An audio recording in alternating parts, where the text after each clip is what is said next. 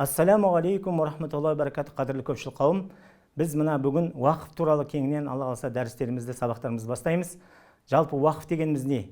Шариғатта қандай да бір тақырыпты алған уақытта оның тілдік мағынасы бар, араб тіліндегі тілдік мағынасы, және шариғаттағы анықтамасына қараймыз. Тілдік мағынасында уақыф деген уақафа деген естен туады. Хабуса уақафа дейді, хубс деп айтады, жаңағы уақыф деп атайды. Яғни бір нәрсені ұстап тұру, тұтқындап тұру, ұстап тұруды сол араб тілінде екі етістікте сол мағынаны береді. Тахбис деп айтады, ұстап тұру. Ал енді шариғаттағы анықтамасы уақыттың жалпы бүкіл ғұламалардың көзқарасы бойынша белгілі бір мүлікті ешкімге мұраға бермей, сыйға бермей, сатпай, көп уақыт пайдаланып ұстап тұруды айтады уақыф деген. Сондықтан осы уақыфтың анықтамасы осындай. Енді жұмхур ғұламалардың көзқарасы бойынша уақыфтың қандай түрі бар десек, үш түрін айтады. Діни уақыф дейді, қайырымдылық уақыф және ұрпаққа арналған уақыф бар деп айтады. Ал ханафи мазхабы көзқарасы бойынша діниді қайырымдылықпен қосып, қайырымдылық уақыфы, ұрпаққа арналған уақыф және жартылай ұрпаққа арналған уақыф деген бар деп бөліп қарастырады. Осындай үш түрін айтады біздің ханафи мазхабы бойынша. Енді бұның біз жалпылама түсініктеме бере кету үшін уақыфтың енді діни уақыф деген уақытта пайғамбарымыз саллаллаху алейхи вассалам білесіздер, Меккеден Мединеге хижрат еткен уақыттарда жаңа жолда келе жатқан Құба деген жерде мешіт тұрғызады. Өздеріңіз білесіздер, қазір Мәдинемен бірігіп кеткен жерде, сол жерде Құран кәрімде Тақуалар мешіті деген мешітті тұрғызады. Сол ең бірінші жер бетіндегі пайғамбар саллаллаху алейхи вассаламның уақыфы және Мәдинаға келген уақытта өзінің мешіті. Сондықтан уақыф дегеніміз енді Алланың мүлкі болып есептеледі. Белгілі хадис білесіздер, Абу Хурайра радиаллаху анхудан жеткен хадисте адам баласы қайтыс болғанда инмата ибну адама деп басталатын хадис, адам баласы қайтыс болған уақытта инқата амалуху, амалы оның тоқтайды, илля мин саласин, үш нәрседен басқа дегенде, садақатин жариятин, үзілмейтін садақа, осыны уақыф деп айтуымызға болады, түсінікті болу үшін. Бірден біз түсінеміз, уақыф деген үзілмейтін садақа екен. Ау ғилмин юнтафағу бихи дейді, пайдаланатын ілім, кітап қалдырса, шәкірт тәрбиелеп қалдырса, осыда пайдалы адам артынан жалғастырады. Үшіншісі ауаладин солихин ядулаху дейді, ізгі ұрпағы артынан дұға жасайды. Осы белгілі мәшһүр хадис, бәріміз білеміз. Енді осы жердегі ең бірінші тұрған Алла жолындағы уақыф, Алла жолында үзілмейтін садақа. Сонда пайғамбарымыз саллаллаху алейхи вассалам осы ғұламалардың көзқарасы бойынша Мәдинадағы мешіті, Құбадағы мешіті ең алғашқы Алла жолындағы діни уақыф деп айтсақ. Діни мешіттер, Алланың мешіттері және медреселер осы діни уақыфқа кіргізіледі. Енді екінші қайырымдылық уақыф деген уақытта бұл жерде біз Хазірет Османның Рума құдығы бір еврейден сатып алып берген, әлі күнге дейін білесіздер, 14 ғасырдан асқан уақыт Медине қаласында тұрған жаңағы құрма бағы. Қазір қажылар жыл сайын барған уақытта Медине қаласында сол жерден барып құрма сатып алады. Сол Осман банкі бар, сол түскен қаражат пайғамбар саллаллаху алейхи вассалам мешітін ұстап тұруға әлі күнге дейін жұмыс жасап жатыр. Сонда Хазірет Осман осыдан 14 ғасыр бұрын Алла жолында сол Яхудиден сатып алған құдығының жанында бақ пайда болып, сол құдық ең бірінші жаңағыдай қайырымдық уақыфы деп айтсақ болады. Үшінші, ұрпаққа арналған уақытта Хазіреті Омар радиаллаху анху, білесіздер, үлкен Хайбар соғысынан кейін үлкен олжаға ие болады. Пайғамбар саллаллаху алейхи вассалам алдына келіп тұр, айтады, мен үлкен олжаға ие болдым, менде бұрын ондай олжа болған жоқ. Осыны не істеймін деген уақытта пайғамбар саллаллаху алейхи вассалам оның Алла жолында оны бергей тұрған біледі де айтады, сен оның өзі мүлкің сол өзіңде тұрсын дейді, ал оның жемісін жоқ жітіктерге бер дейді. Сонда мүлкі өзіңде тұрсын деген оның бала шағасы да пайдаланылған, артынан бала шағалы дүниеден уақытта мұсылмандардың мүлкі болып қалған. Енді бұл жерде уақыф деген сондай бір жауапты нәрсе екенін біз қарап көруіміз керек. Бұл әлбетте шариғаттағы оның үкімі қандай? Шариғатта бұл уақыт дегеніміз парыз емес, уәжіп емес, бұл сүннет деп айтсақ болады. Негізі ханафи мазхабында мәндүб дейді. Мұстахаб, мәндүб, сүннет деген нәрселер ұғым өте жақын бір-біріне амалдар. Міне мәуліт айында отырмыз, құрметті жамағат. Мәуліт айында пайғамбар саллаллаху алейхи вассалам сүннетін үйренді айтты. Бұрынғы сахабилер Құранды қалай жаттап үйренген сияқты пайғамбар саллаллаху алейхи вассаламның сүннетін, өмірбаянын, сирасын сонда үйренген екен. Яғни сүннетін тірілтуге тырысқан. Бір заман келеді деген пайғамбар саллаллаху алейхи вассалам, менің сүннетім ұмытылған уақытта кімде-кім оны тірілтсе, 100 шахидтің сауабы беріледі деген. Яғни қарап отырсақ біздің қоғамымызда қазір уақыф деген өте бір әлі таныс емес. Уақыф деген уақытта көп адам құлағымыз қағыс естіп қалды ма, уақыт па деп ойлап қалады, уақыт па деп. Ал шындығында ол уақыф деген сөзіміз Алланың мүлкі. Яғни бұл пайғамбарымыз сүннеті. Пайғамбарымыз осыны жасап кеткен. Жәбір ибн Абдулла деген сахаби, Алла кісіден разы болсын, былай деп айтқан: сахабалардың жағдайы кеп тұрып уақыф етпей кетпегенін білмедім дейді. Яғни шамасы келген сахабалардың бәрі уақыф жасаған. Пайғамбарымыз дүниеден уақытта 7 фадак деген бақшасын Алла жолында уақыф кеткен. Сондықтан оның үй іші оны пайдалана алмаған, Алла жолында беріп кеткен. пайғамбарымыз өйткені Құран хадистерде білесіздер, пайғамбарлар артынан не динар не дирхам қалдырмады дейді де, артынан жаңағыдай ілім қалдырды. Ол ілімнің мұрагерлері кімдер? Ғұламалар дейді. Кешегі Абдолла Жолдас деген үлкен ғұламаны шығарып салдық. Ол кісіні дәрия адам еді деп айтып жатырмыз. Шынында да дәрия, қазына, ақсақал болды. Ал ғылым қалай кетеді деген уақытта ғұламалар хадисте келеді. Ғылым дейді, ғұламалардың, ғалымдардың кетуімен кетеді дегенде. Сондықтан Алла тағала ол кісінің рахметіне бөлесін. Осындай ғұламалар пайғамбарларымыздың мирасқорлары. Сондықтан мына уақыф дегеніміздің мынандай бір өте жауапты нәрсе екенін, сүннет екен, мұны біз үйреніп, танысып білуіміз керек. Осыны айта кетейінші дегеніміз, уақыпты біздің кешегі алаш қайраткеріне білген. Соны кешегі бәрі бүкіл қазақ ел болып көріп жатқан Оян қазақ деген кинодағы Міржақыпты көріп жатса, Міржақыптың өзі, Міржақып Дулатұлы бүйтіп айтады: жарар еді ортада мешіт салсақ, қаза қылмай намазды барып тұрсақ, бір ғалымды фазыл заттан имам сайлап, байларыңыз жиналып келіп уақып қылсақ деп айтқан. Байларыңыз жиналып келіп уақып қылсаң деген. Сондықтан бұл жерде не деген сөз? Міне 30 жылдан бері Құдайға шүкір мешіттеріміз ашылды деп қуанамыз, бірақ мешіттеріміздің көп жағдайлары өте мүшкіл жағдайда. Көп ауылдық жағдайларда, қалалы жерде кішкене халық көп тұрғандықтан мешітті халық сол садақасымен ұстап тұр. Ал көп ауылдық жағдайларда көбінің жағдайлары мешіттер жабық, немесе сол ауылдағы бір ақсақал қария ғана қарап жүр. Оқып шыққан мамандар ауылдарға маман болып бару үшін әлбетте оның еңбегі бар. Мемлекет өзінің қазір бір ауылға студенттерді ауылға деген үлкен бағдарламамен жібереді. Сол кездерде оған көтерме ақша береді, оған үй береді, еңбек береді. Сол сияқты біздің имамдарымызды, ұстаздарымызды біз мүшкіл жағдайға мұқтаж қоймауымыз керек. Кезінде мына Аягөз өңіріне Түркістан жерінен барып Қарнақ, Қантағы деген жерлерге барып тұрып қожаларда көшіріп әкелген Ақтайлақ деген би болған. Сол кісі Аягөзге әкеліп көшіріп алдына мал қойған. Сол қожалар қазіргі мына Мұхтар Құл-Мұхаммед деген елімізде сенатор болған, министр болған үлкен ағамыздың сол бабалары сол жерге көшіп келген. Көшіп келген уақытта алдына мал қойған, үйлерін тұрғызып берген, мешіт медресе тұрғызған Аягөзде. Осыны көрген Құнанбай қажы Ақтайлақ биде маған да бір қожа берші деген, сол одан кейін өзінің Қарауыл жаққа қарата, Абай өңіріне қарата алып кеткен уақытта, сол қазіргі Мұхтар Омархан Әуезовтің ата-бабалары Әуезов қожа сол жақтарға барған. Яғни дін тарату үшін олар неге апарды? Елімізді, дінімізді таратып жеткізу. Ұстаздар болған да олар, қожалар. Қожа деген бір мағынасы ұстаздар. Сол ұстаздарды халықты иманнан айырылып қалмасын. Өйткені иманды елді жау алмас деген. Ата-бабамыз кезіндегі анау өздеріңіз білесіздер, Бұқар жыраудың 11 тілегінің ішінде бірінші тілек тілеңіз, бір Аллаға жазбасқа, екінші тілек тілеңіз, ең шұғыл пасық залымның тілін ербазбасқа, үшінші тілек тілеңіз, үшкілсіз көйлек кимеске, кебінді айтады екенде, жағаш жоқты айтады екен, үшкілсіз көйлек кимеске, төртінші тілек тілеңіз, төрде төсек тартып жатпасқа, бесінші тілек тілеңіз, 5 уақытта 5 намаз, біреу қаза қалмасқа дейді. Осындай біздің ата-бабамыз осы дінді ақ найзаның күшімен, ақ білектің күшімен және жүректегі иманымен қорғаған. Иманды елді жау алмайды дейді. Сондықтан осы, ал енді сол ұстаздарды ұстап тұру үшін, мешіттерді ұстап тұру үшін осы шариғатта уақып қарастырылған. Енді қазақ даласындағы ең үлкен уақыптың үлгісі, дәлелі Қожа Ахмет Яссауи кесенесі деп біз айтамыз. Мен бірақ бүйтіп айтамын, Қожа Ахмет Яссауи ислам мәдени орталығы деп айтамын да. Ол сондай Әмір Темір көреген. Сол тұрғызған уақытта Әмір Темір керуен соны тұрғызып барып, мына жағынан ағаштар шығып тұрған жағы бар. Оны кеңес өкіметі кезінде тауып алған, ол жерден 3000 күміс ақша тапқан. Сонда жазып кеткен екен. Осы жағы аяқталмай қалды, кім-кім осы ақшаны тапса, сол жағын аяқтасын деген. Ал ол шығып тұрған ағаш жағы әлі күнге дейін сол тұр. Дүниежүзілік ЮНЕСКО қоғамына кірген, бірақ сол жаңағы уақфия деген құжаттар бар. Біздің елімізде үлкен ғұлама ғалымдар Муминов, Әшірбек Муминов, Зікрия Жандарбек деген ағаларымыз Насаптнама деген кітаптар жазып кетті. Сол ішінде уақыпнама Әмір Темірдің жазып кеткен уақыф жөнінде сөз қозғалған. Яғни біреулер айтады, бұл енді артыңғы ұрпақтар жазған деп, бірақ біреулер айтады, негізі сол кісіден қалған, сонда Алланың атымен дегенде. Осы Қожа Ахмет Яссауи кесенесінің жанында бақты жаңағыдай уақыпқа қаратқан, ол жерде бағбан болған, 2 бағбан жұмыс істеген, 2 қари үздіксіз Құран оқып отырған, пәленше кісінің ұрпағы жаңағыдай Қожа Ахмет Яссауи имам болсын, мүтәуәли болсын деп, сол Дәуіш деген кісінің ұрпақтары болсын деп бәрін жазып кеткен. Сонда жаңағыдай мұқтажбын. Соның жанында қонақ үйлерде болған, моншасында болған, содан қаражат түсіп тұрған.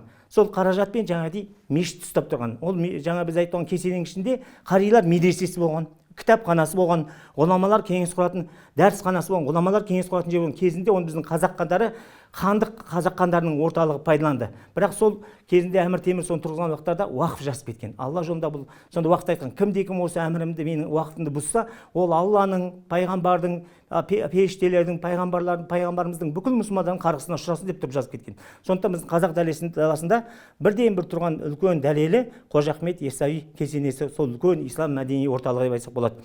Уақытты енді жалпы бұның енді экономикалық жағын айта кеткім келіп отыр да. Жалпы бұлай уақыф дегеніміз бұлай діни жағынан, құқықтық жағынан бір басқа, оның сыртында жаңағы әлеуметтік экономикалық үлкен маңыздық рөлі бар уақыптың. Оны айта кетейінші дегеніміз, уақыт дегеніміз бізде экономикада 3 сектор бар дейміз ғой. Қазіргі тілмен айтқан НПО дейді, мемлекеттік емес, өкіметтік емес ұжымдар дейді, екінші мемлекеттік дейді, одан үшінші жекеменшік дейді. Ал негізі сол мемлекеттік емес дегенде біз Алланың сектор деп айтсақ болады да, Алланың мүлкі деп айтсақ болады да. Сонда бұны неге Алланікі деп айтып жатырмыз? Бағана мына уақыттың бір шарттары шариғатта өте жауапкершілік үлкен нәрсе екенін айта кеткім келіп тұр. Сонда мынандай қағида бар шариғатта. Шартул уақиф ка наси шариф деген.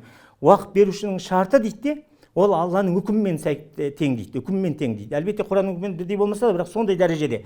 Мысалы, бір адам өзінің уақыпқа деген мүлкін қойса, жерін қойса, немесе өзінің бағын қойса, немесе дүниесін қойса, сол уақыпқа деген оны жетімдер үйіне деп атап кетсе, оны ешкім басқа нәрсеге пайдалана алмайды. Басқа нәрсеге, мынаны басқа жаққа деп алып кете алмайды. Үкіметке деп, медресеге деп басқа жаққа алып кете алмайды. Егер қарилар медресесінде десе, оны басқа жаққа пайдалануға болмайды. Енді осыны біз уақыптың келешектерде біз түсіндіреміз. Уақыттың жаңағыдай ескірген уақытта қандай болады, оны сатуға бола ма, оны өзгертуге бола ма деген шарттарына біз кіреміз, Алла қаласа, оны түсіндіреміз. Өйткені уақыт деген шариғатта өзінің шарттары бар. Бірінші, уақыт беруші болу керек, уақытқа қойылатын мүлік болу керек, уақытты алушы болу керек. Төртінші, уақыттың сиғасы дейді. Не үшін атаған сөз формасы болу керек? Осы шарттар болмайынша уақыттың шарттары, қағидасы дұрыс болмайды. Енді айта кеткен экономикалық жағынан айта кететін болсақ, жалпы бұл бізде мына зекет дегеніміз бар, садақа дегеніміз бар. Зекет деген нәрселер ол парыз, Алланың парызы. Оны соның ішінде құшыр деген бар, өздеріңіз пітір садақа деген бар. Осының бәрі жаңағыдай уәжіптік үкім бар, Алланың парыздары бар. Бірақ садақа ерікті түрде. Бірақ уақыфта тура сол садақа ұқсайды. Садақаның айырмашылығы не екеуінің? Садақаны сіз бересіз, бірден мұқтажға беріп жібересіз. Ал мына уақыфтың айырмашылығы, сіз садақа жасайсыз уақытқа. Ол сіздің, мысалы, бір мұқтажға бір қой бердің дедік, мысалы, бір қарапайым тілмен айтсақ. Ол қойды бірден алады, сояды да пайдаланып жеп қояды, немесе өзі ұстайды, өзі біледі. А бірақ сіз уақыпқа деп бір қой қойсаңыз, бір ұрғашы мал сатып алдыңызда уақыпқа деп қойсаңыз, ол кем дегенде 5 төлдейді, кем дегенде 5 төлдейді. Сонда сіздің бір қойыңыз 5 қой болып кетті ғой. Сонда сіздің 5 қойдан ары өсті. Яғни уақыттың мақсаты не? Мына гүлді өсірген сияқты, бұл да сіздің берген садақаңызды өсіреді. Сіздің садақаңыз үзілмейтін садақаға, жалғаса беретін садақаға айналады. Кезіндегі Хазірет Османның құдығы қазір бақ болды маңайы, әлі күнге дейін құрма бағы, ол жерде өте қымбат бағалармен құрмалар сатылып жатыр. Қаншама үздіксіз садақа Хазіреті Османның артына барып жатыр. Біздер де солай істеуімізге болады. Мысалы, кеше мына Сарыағаш медресесі біздің қазақ даласында осында тәуелсіздіктен кейінгі Шәкір Ақсақал сол кісі балаларына жаңағыдай өсиет қылып өзінің жерінде, үйінде Алла жолында медресе қылды. Қазақ даласында бір үлкен медреселердің бір үлгісі. Біздің қазақ даласындағы тәуелсіздікке дейінгі мешіттердің, медреселердің бәрі уақыфтар негізі. Бізде қазір уақытты түсіндірген уақыттарда оны ұғамыз.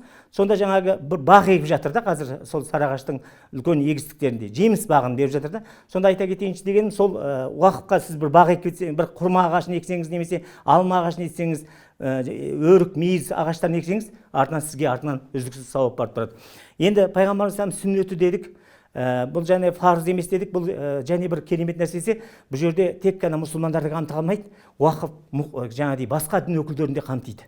Мысалы, қонақтарда мешіт, медреседен басқа уақыт денсаулық саласына, білім саласына, мынандай әлеуметтік салада мұқтаждарға берілгендіктен, тіпті жол бойындағы көпірлер салу, бұлақтар ашу деген соның бәрі уақыттарға жаса. Тіпті мынау Түркияда әлі күнге дейін жалғасып жатқан мынандай іс бар. Тауларға барады да, бір қайырымды жандар бидай шығарады да, сол тауларда ұшып жүрген құстарға шашылады. Аңдарға, тауларда жүрген бір жұт болған уақытта, қиналған уақыттарда солар аш қалмасын деп, соларға дейін апарып азық түлік және жем шөп шашылады екен. Осының бәрі жаңағыдай уақыттық істің, Алла жолында сауапты істің көрінісі. Мына тіпті біздің мұсылмандардан Европа елі үйреніп, осыны іске асырғанын Моника Глаудиоси деген бір зерттеуші айтады. 1264 жылы Англиядағы Оксфорд Мертон колледжі ашылған уақыттағы өсиетнамасын дейді латын әріптерінен, латын тілінен араб тіліне аударсақ дейді, тура араб тіліндегі уақыфнамамен бірдей болып шығатынын көреміз дейді. Яғни Европаның өзі, қазір Европада бір атақты әнші болса, спорт жетістігіне жеткен бір адам болса, үлкен бизнесте жетілген адам болса, егер ол халыққа қайырым жасамаса, ол кісі мойындалмайды халықтың ішінде. Сондықтан жаңағыдай олар қайырым жасайды, оны траст деп айтады, немесе файлантроп дейді ағылшын тілінде, қайырымдық дейді, филантропиямен, файлантропиямен айналысу дейді. Яғни осының бәрін қайдан алып отыр? Осының бәрін мұсылмандардан үйреніп отыр. Сондықтан біз осы уақыф ісін тірілсек, нұр үстіне нұр болады. Менің жетекшім мынау ең алғашқы 2008 жылы осы кітап жазылып шықты. Мен бакалаврда еңбегім, менің жетекшім доктор Ато Ас-Сымбати деген қазіргі Әл-Асқар университетінің салыстырмалы фих деген бөлімінің профессоры, деканы соның. Сол кісі жетекші болды. Мен осыны елде имамы осы жақта осы уақыфта оқиыншы деп келген уақыттарда сол кісі айтқан, исламда уақыф деген нәрсе, мешіттерді қалай ұстап тұрады деген нәрсе мені алаңдатты. Имам болып қызмет еткеннен кейін осы мешіттер неге мұқтаж болып тұрамыз деп оның уақытта ол кісі айтты, исламда уақыф деген бар деп. Сол уақыфты зерттедім. Шамсидин Керім ағамыз, бізді көп жыл Нұр-Маран университетін басқарған, қазір Әбу Ханифа орталығын басқарып отырған, сол кісі де жетекші болып мынау кішкене кітап еңбекшем.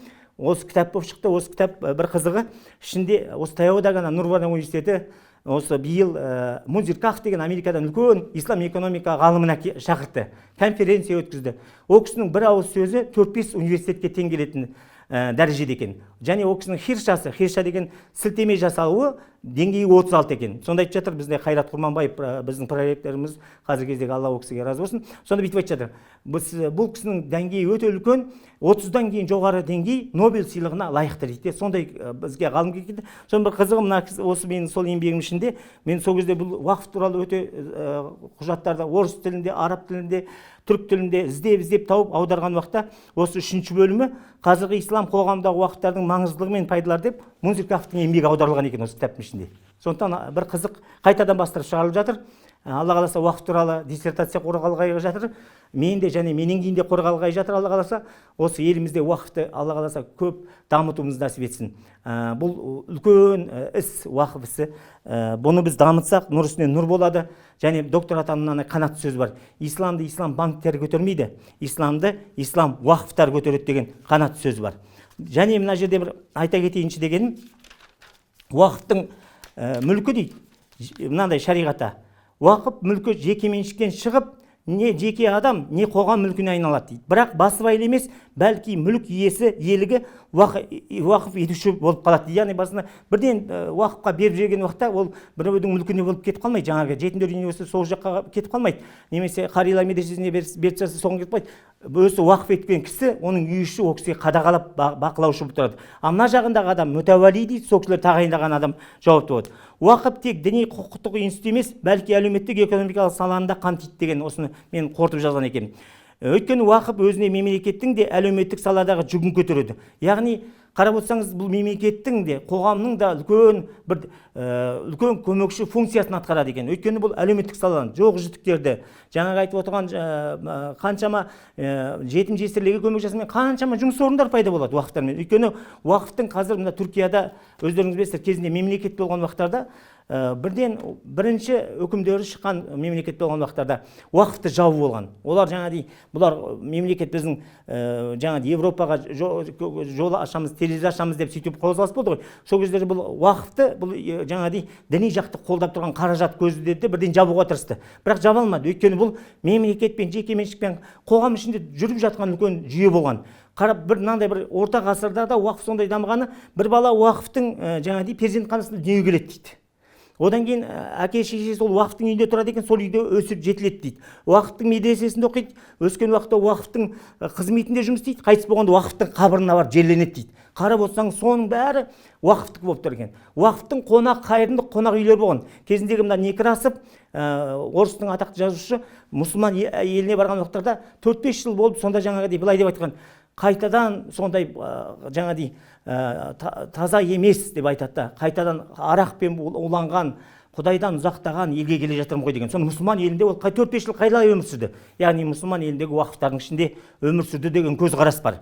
Сонда айтайыншы дегенім, сондай Түркияда қанша жапса да уақыфтарды жауып тастауға сатты, тіпті мешіттер сатылған оқиғалар болған кездерінде, уақыфтар, мешіттердің бәрі жабылып қалған, сондай бір уақыттар болып тұрып, 50-ші жылдары қайтадан Түркияда бір жылымық пайда болып, өйткені мемлекет жаңа екінші дүниежүзілік соғыстан кейін оларда жаңағыдай дүние жүзіндегі жаңағыдай үлкен қозғалыс, демократия сияқты сондай талпыныстар болған уақытта Аднан Менделес деген премьер-министр өкімет басына келіп, сонда айтқан дәстүріміз, біздің дініміз, ол дәстүрдің бір түрі мешіттерінде қайтадан ашылған.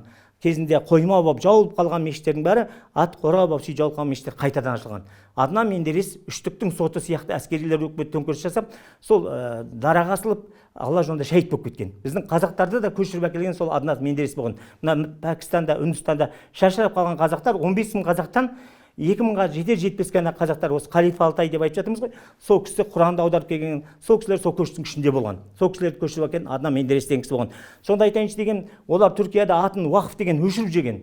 Дернек, дестек деген сондайға дейін, дернек көмектесетін деген сондай қайырымдық деген сияқты ұғымдарды ғана беретін.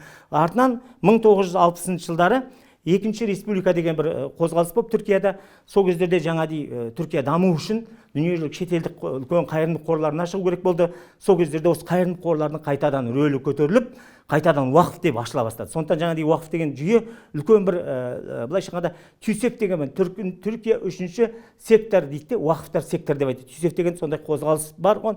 Және 70-ші жылдары қайтадан осы мемлекеттік, қазір біз айтайыншы дегеніміз, біз мына қазіргі кездерде мына бір нәрсені, бір тенденцияны байқап жатырмыз. Ислам дініне әсіресе исламофобиялық көзқарас бізде пайда болып, тәңіршілдер бар, басқасы бар, атеистер бар, өте қатты дінге деген шабуыл жасап жатыр. Бірақ Құран Кәрімде мынандай аят бар. Астазил юридуна ан ютфию нураллахи биафуахим Аллаху мутиму нурихи дейді. Олар Алланың нұрын дейді, дінін дейді, ауыздарымен сөндіргісі келеді дейді. Сіз күнде барып қолыңмен көлеңкелей алмайсыз ғой. Сол сияқты Алланың еш уақытта Құранына, дініне қарсы шықпауымыз керек. Мен айтам да, 70 жыл кезеңнің өзінде осыншама дінге ешкім бір қарсы сөйлеген жоқ болатынбыз. Біз Аллаху акбар деген уақытта бірден тізесін бүгіп, Құран тыңдап, қолын жайған халық болғанбыз. Ендігі біз тәңіршіміз, басқамыз деп жатқан ол дұрыс емес нәрсе. Құран Кәрімде Алла Тағала астағфирулла инна нахну наззална зикра ва инна лаху лахафизун деген аят бар. Шындығында біз Құранды түсірдік және оны біз қорғаймыз дейді. Алла Тағала өз дінін өзі қорғайды. Құранның өзі қорғаған сияқты дінін де қорғайды. Біз сондықтан осындай бір өз халықтың басына бір жаман нәрсе әкелмеуіміз керек, осындай сөзден сақтауымыз және дінімізді қорғауымыз керек. Осы арада мен бір нәрсені айта кеткім келіп тұр. Уақыф туралы тұрып кең мағынада айтып жатырмын да, біздің діни басқармамыз мына Қазақстан елінде бір-ақ дін бар деп айтсақ болады. Қазақстанда әртүрлі діндер бар деп айтады ғой. Менің өзім айтып жүрген пікірім, ол енді өз көзқарасым. Бұны көп адамдар келіседі. Қазақстанда қара шаңырақ ислам діні ғана бар. Және оның қара шаңырағы муфтияты ғана бар. Ал басқа діндер, православтар Ресейден басқарылады, Мәскеуден, католиктер Ватиканнан, жаңағыдай протестанттар Европадан, буддисттер Америкадан, сол сияқты әр жақтан басқарып отыр. Біреуінің қара шаңырағы бұл жерде емес. Қара шаңырақ өзіміздің муфтиятымыз. Сондықтан біз Түркия зайырлы мемлекет болып тұрып, өзінің Түркияда мемлекеттегі діні, муфтиятын дін министрлігі деңгейіне көтеріп қойған. Статус берген ерекше. Сондықтан бізде де сол статус беруіміз керек деген ой бар. Алла қаласа парламентімізде де қазір теріс ағымдардың аламыз, алдын аламыз, басқа деп жатыр ғой. Сол кезде діннің, біздің дініміздің, ислам дінінің абыройын біз көтеруіміз керек. Осы жерде мен айта кетейін, уақыптың да негізі өзінің болашақта, Алла қаласа әлбетте қазір емес, бірақ болашақта өзінің заңнамалық деңгейін, оның статусын көтеруіміз керек. Өйткені 1999 жылы Татарстанда Валиев деген сол кездерде парламенттің жаңа өздерінің жоғарғы кеңесінің Татарстанның басшылары болып бірігіп уақыф туралы құжат ұсынған. Уақыфты салықтан босатайық деген, ол өйткені халыққа жұмыс істейді, жеңілдетейік деген ұсыныстармен Ресейдің думасына шыққан, бірақ оларда біз зайырлы мемлекетпіз деп қайтарып жүрген екен. Сондықтан бізде де осы Алла қаласа уақыфтың басқа қорлардан қарағанда өзінің деңгейі бар екенін, бұл Алланың мүлкі, мұсылмандардың мүлкі екенін, бұл қорғалу керек екенін біз көтеруіміз керек болашақтарда. Мына біз тарихқа бір кіретін болсақ, бұны уақыптың зерттеп жүргеннен кейін бұның тақырыбы өте үлкен, кең, айта бергім келеді.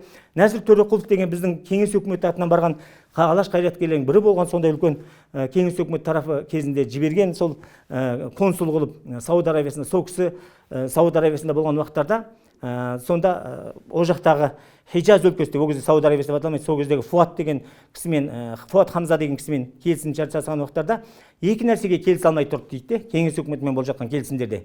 Сонда немене деген уақытта олар айтқан екен, жыл сайын кеңес өкіметтен 3000 қаржы келсін бізге деген екен. Екінші, уақыттық мүліктерге ешкім қол созбасын деген екен де.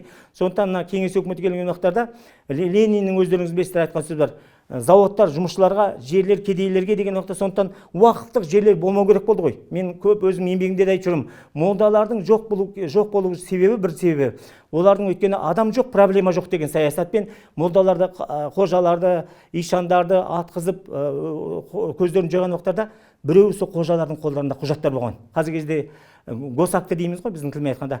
Сонда уақыт құжаттар болған, сондықтан осыншама жер оның Алла жолындағы мешіті, медресесі соның жерде уақытта ана кісінің өзі жоқ, құжаты да жоқ болғаннан сондықтан жойылу себептері осы болған. Сондықтан жаңа айтады ана Нәзір Төреқұлы, сол ортада келісе алмадық деп сөйтіп айтады. Бұл енді кең тақырып. Ал енді мына Құнанбай қажыны айта кетсек, 1874 жылы қазақ даласынан Орта жүз және Кіші жүз қажылары бірігіп, 120 адам барып, бірақ бір күн кешігіп қалады, бір жерде 2 күн деп айтады. Арафаға кешігіп қалғаннан кейін Әл-Хаджу Арафа дейді, пайғамбар алейхиссалам хадисі бар. Арафа қажылық Арафат деген. Арафаға кірмесеңіз қажылыққа есептелмей қалады. Сондықтан ол келесі жылды күтіп жатқан уақыттарда сонда жай бекер жатпай солар тәкия тұрғызған. Сондықтан мына Құнанбайдың тәкиесі деген сол тәкия деген қонақ үй. 1905 жылы Шәкәрім Құдайбердіұлы қазақ қырғыз хандар шежіресі кітабында жазады. 1905 жылы сол кісі қажылық жасап барған уақыттарда жаңағы тәкияның маңдайында Досжан Хазірет тәкиясы деп жазып тұр екен. Сонда сол жерде жүрген бұрынғы Қазақбай деген кісінің күйеу баласы Сұлтан деген жігіт жүр екен. Сол жігіт айтады, ертең Меккенің әкіміне барайық деген уақытта ақалақшылар дейді, керуен басшылар жаңа дейді кетіп бара жатады, Мединеге кетіп бара жатады. Сол кездерде жаңағы Шәкәрім Құдайберді бүйтіп айтады еңбегінде. Менің атам Құнанбай қажы. Шынында да айтқан еді, қаражатым жетпеді, сен Досжан аяқта деп айтқан еді. Сол негізі сол Досжанның аты жазып тұрған содан болу керек деп қана айтады. Ал құрметті көпшілік қауым, мына уақыт туралы кеңінен айтамыз. Біздің алаш қайраткерлері қандай болғанын, олардың қандай уақыт жасағандарын, уақыт деген өз заманына сәйкес өзінің сипатта өзгеріп тұрған. Ең алғашқы кездерде ислам аша барған уақыттарда ол кезде қару жарақ, ат Алла жолында уақыт қойса, артынан ислам дүниесі кеңейген уақыттарда, қалалар пайдаған уақыттарда жаңағыдай медреселерге, университеттер қазіргі кездерде ашылған, Әл-Асқар, өте атақты Нисабурдағы университеттер, солардың бәрі негізі сол кездерде қаланды. Одан кейін ауруханалар ашылған, жетімдер үйін ашып, жетімдерге жаңағыдай үй сап беруге деген сияқты сондай түрлері өзгеріп жатқан болса, мына алаш қайраткерлер заманында ол кездерде біз халқымызды рухани жағынан қорғауымыз керек болды. Сол кездерде мына ақпарат саласына салды. Мысалы Қазақ газеті, Айқап журналы, сол сияқты біздің қазақ жаңағыдай жастары Уфада Ғалия медресесінде оқу үшін, соларға қаражат жағынан көмектесу үшін Ыбырай Алтынсарин жол салып кеткен. Сол біздің алаш қайраткерлері бірлік деген қоғам құрып, сол жаңағыдай қаражат жинап отырып, уақыттық сын жұмыстарын жасаған. Біздің қазақтың меценат байлары қаншама шаруалар істеген. Енді бірақ бір мысалын айта кетсек, Мамания медресесі мына біздің Талдықорған жерінде тұрған. Сонда Маман деген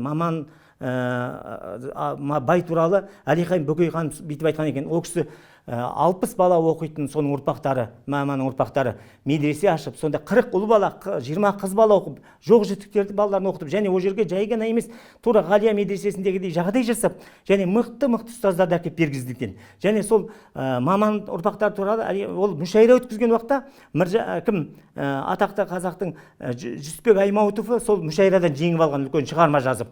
Сонда бір неде көзқараста 2000 жылқы сыйланған дейді ана кісінің аты. Сонда ана Әлихан Бөкейхан айтқан екен, Маман қазақтың даласының Маман, ол біздің қазақтың Нобелі деп айтқан екен. Сондай біздің қазақтың байлары жомарт болған. Қазақ жаңағыдай мынандай бір мақал бар ғой қазақта, малыңды алса да пейіліңді алмасын. Қазақ сондай жомарт, осы қазақ даласында уақыптың дәлелдері жетеді. Алла тағала осы уақыт дәрістерін жалғастырамыз. Алла ұзағынан сүйіндірсін. Баршаңызға Алла разы болсын.